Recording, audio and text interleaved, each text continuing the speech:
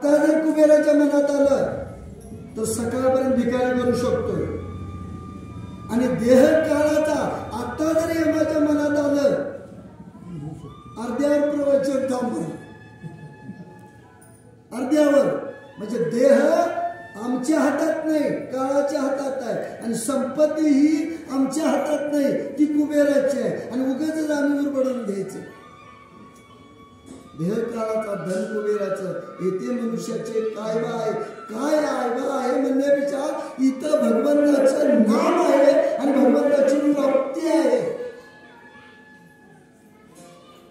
बर या देहानं आम्ही म्हणतोय ते मीनं कमिवलं. हे कुणी कमिवलं? मीनं कमिवलं.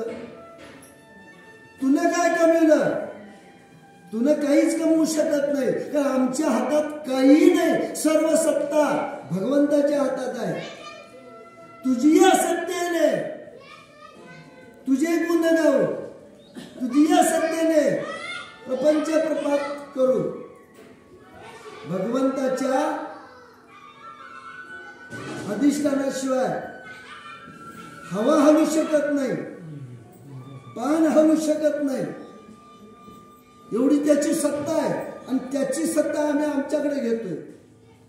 त्याच्या जर मनात आलं तर हे होत्याचं नव्हतं केव्हा होईल सांगता येत नाही. म्हणून हे जे सगळं आहे ते नियोजन घडवणारा परमात्मा त्याच्या नियोजनाप्रमाणे घडतं. आमच्या हातात काही नाही. जर धन सुद्धा यायचं असेल तर त्यानं पाठवून दिलं तर कुबेराकडनं येतंय. आणि एखाद्याला देणंही आमच्या हातात नाही, येणंही आमच्या हातात नाही आणि देणंही आमच्या हातात नाही. कसं नाही ते सांगतो.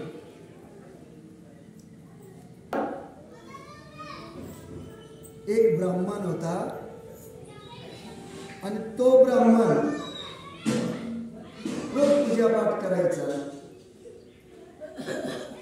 त्याला इस्टेट काय नव्हती आणि पूजापाठ केल्यानंतर कोण त्याला दक्षिणाही देत नव्हतं. असा तो ब्राह्मण उपाशी राहिल्यानंतर त्यांच्या धर्मपत्नीने सांगितलं, अहो गावात राजा आहे, त्या राजाकडे काहीतरी मागून आणा जावा. देता देविता नेता नेविता. देणारा तो आहे, नेणारा तो आहे. आमच्या हातात काय नाही आहे. पाठवून दिलं,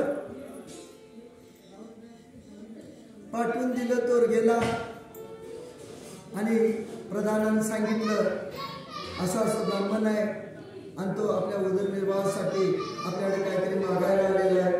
बोलवायचं, बोलिलं, बोल. खायला काय नाही, तो काहीतरी मला द्या. लगेच प्रधानजींना सांगितलं, प्रधानजी स्टॅम्प पेपर घेऊन या, स्टॅम्प पेपर घेऊन या. प्रधानजीने स्टॅम्प पेपर आणला. जा आता आलाच आहे सकाळच्या परी, तुला 10 एकर जमीन तुझ्या नावावर स्टॅम्प पेपरवर घेऊन सही करून देतो. ही घे, एक कमव आणि तू पोटाला भरपूर खा. देता देविता नेता नेविता. दिला स्टॅम्प पेपर करून. तो 10 एकर जमीन आला घरात स्टॅम्प पेपर घेऊन. बायकोला दाखव. बायको म्हणाली, आता आणलाय जमिनीचा स्टॅम्प पेपर करून, ह्याच्यात राबायचे कोण, तुम्ही आणि मी. मग सांगितलं धर्मपत्नीनं, हे कुणाला तरी लावा. मग ते 10 एकर एका शेतकऱ्याला लावलं. तो म्हणाला निम्म्या वाटीने कर बाबा, निम्मी तर निम्मी. 10 एकरात 5 एकरची वाटणी येणारच ना, निम्मी तर निम्मी. आणि ती निम्मी वाटणी लावलं आणि ते कवा घडलं, सकाळी 7ला गेलता, हे 10 वाजेपर्यंत घडलं. आणि 10 वाजता त्या शेतकऱ्याला सांगितलं. त्या शेतकऱ्याने बैल सोडली, नांगर घेतला आणि शेतात गेला. आता मला लावलंय, शांत करायला पाहिजे. शेतात गेला, आऊत झुकलं, नांगर लावला, अर्ध टपणं मारलं आणि अर्ध टपणं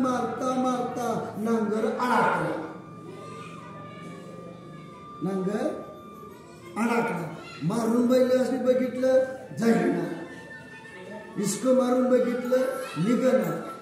तिथं जाऊन सोडलं, बैल झाडाला बांधली, घराकडे गेला, कुदळ आणली, पार आणली आणि खणून खणून तो नांगर काढायला सुरुवात केली. आणि खणून काढता काढता काढता नांगर निघाला आणि तिथं मिळाला हांडा.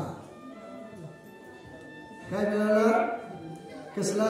सोन्यानं भरलेला सोन्याचा हांडा. देता देविता, नेता निविता, सर्व सत्ता तुझी हातात. तो हांडा. तो शेतकरी म्हणाला, आता हे घेऊन काय करायचं मी? त्यानं मला शाप लावलं, यातली निम्मी वाटणी मला मिळणार म्हणून ह्यो हांडा डोक्यावर घेतला आणि ब्राह्मणाच्या घरात आला.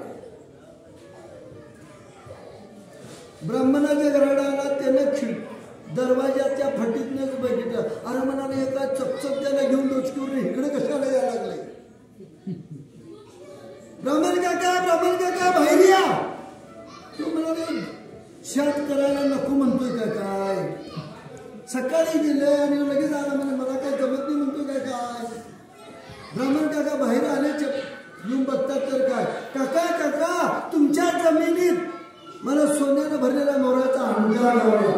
त्यावर अधिकार तुमचा. कुणाचा? शेत लावणाऱ्याचा, मालकाचा अधिकार. मी शात